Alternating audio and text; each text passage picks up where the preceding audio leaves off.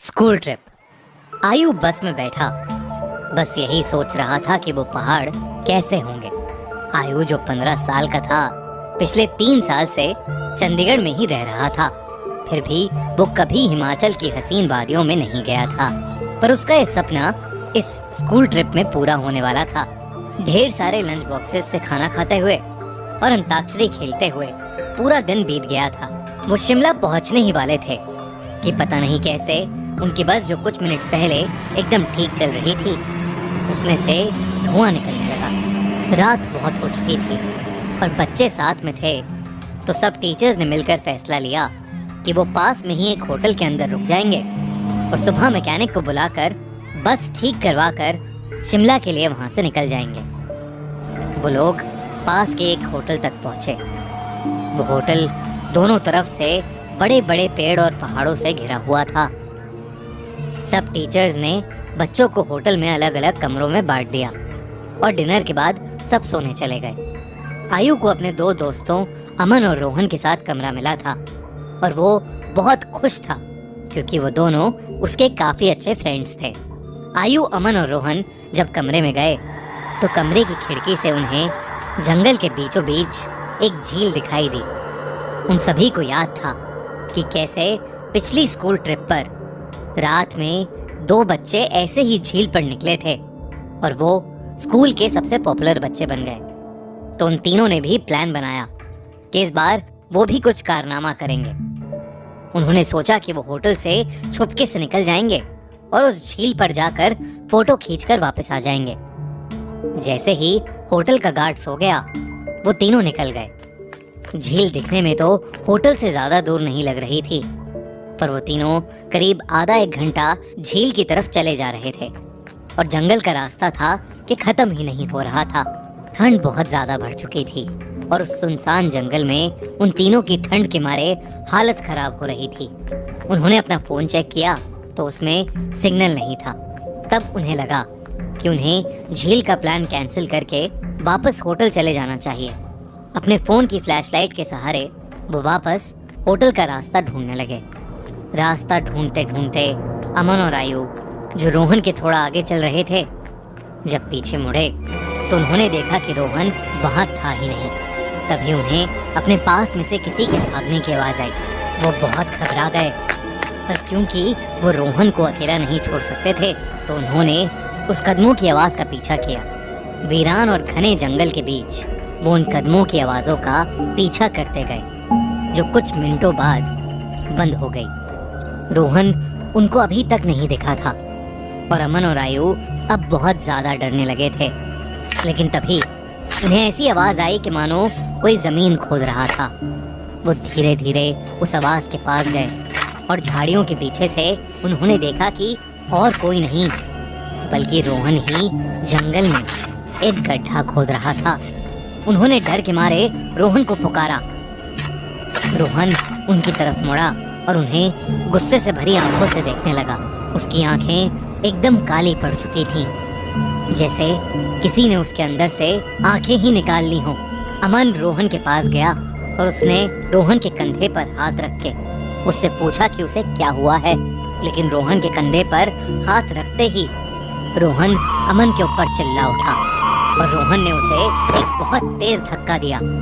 अमन काफी दूर जाकर गिरा। रोहन के अंदर कोई अजीब सी शक्ति आ चुकी थी। आयु भागा भागा अमन के पास गया। रोहन अब आयु की तरफ आगे बढ़ने लगा, पर जैसे ही वो आयु के पास आया, रोहन को अजीब से दौरे पड़ने लगे और वो बेहोश हो गया। आयु उसको होश में लाने की कोशिश करने लगा और जैसे ही रोहन होश में आया, उसने अमन की तरफ देखा और जोर जोर से चिल्लाते हुए कहने लगा, वो अमन के अंदर है। तभी आयु ने देखा तो अमन सर झुकाए नीचे बैठा था। उसने अचानक से अपना सर उठाया और उसकी आंखें भी बिल्कुल काली पड़ी थीं। इससे पहले आयु और रोहन कुछ कर पाते, अमन जो कुछ देर पहले तक चोटिल था, वो उठकर जंगल के अंदर भागने लगा। रोहन और आयु ने उसका पीछा किया और फोन की फ्लैशलाइट में देखा कि अमन एक खंडर की तरफ भाग रहा था। करीब जाकर उन्हें दिखा कि वो खंडर दरअसल में एक बहुत पुराना घर था, जिसे देखकर ऐसा लग रहा था कि वहां सालों से किसी इंसान ने कदम भी नहीं रखा था। दोनों बहुत ही डरे हुए थे और उनकी आगे जाने की हिम्मत नहीं हो रही थी। पर अमन को बचाने के लिए आयु और रोहन उस खंडर में घुस गए। ऊपर के एक फ्लोर से उन्हें एक आवाज आ रही थी। वो उस आवाज के पास पहुंचे तो जो उन्होंने देखा उस पर उन्हें विश्वास ही नहीं हुआ। उन्होंने देखा कि अमन बेहोशी की हालत में हवा में लटका हुआ था और एक बूढ़ी औरत उससे बात कर रही थी। उस औरत का चेहरा बहुत भयानक था। उसकी आंखें एकदम काली थीं, खाल लटकी हुई और बिखरे हुए सफेद बाल उसे और डरावना बना रहे थे। वो दोनों उस औरत को देखते ही वहां से बाहर भागे। वो औरत भी उनके पीछे पीछे आने लगी। आयु और रोहन जल्दी से सीढ़ियों से नीचे उतरे और उस खंडर के घर के दरवाजे तक पहुंचे।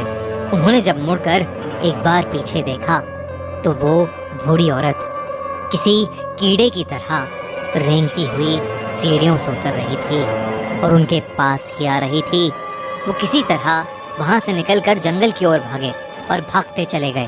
भागते भागते उन्हें पता नहीं चला कि कब वो उस झील के पास आ गए थे, जिस झील की तलाश में वो होटल के बाहर निकले थे।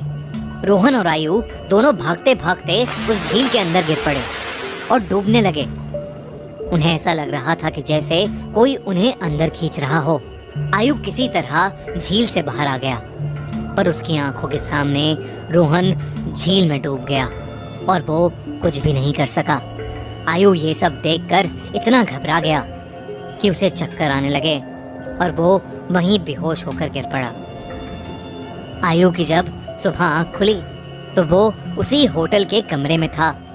वो भागकर बाहर गया तो बाहर पुलिस की बहुत सी टीम्स थीं और जमीन पर सफेद चद्दर में लिपटी हुई रोहन और अमन की लाश पड़ी थी। पुलिस ने तो इसे मर्डर घोषित कर दिया था, पर आसपास के रहने वालों ने बताया कि कई साल पहले उस जंगल में एक बूढ़ी औरत रहती थी। वहां उसका एक घर था। सभी से अलग वो औरत चैन से रहती थी।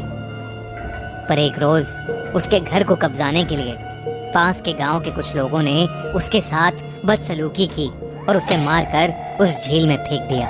तब से कोई भी इंसान रात में जंगल की ओर या उस झील के पास नहीं जाता। कहते हैं कि उस बूढ़ी औरत की आत्मा अभी भी वहां अपने बदले के लिए भटकती है। काश ये बात इन तीनों दोस्तों को पता होती तो शायद आज आयु के साथ साथ रोहन और अमन भी जिंदा होते।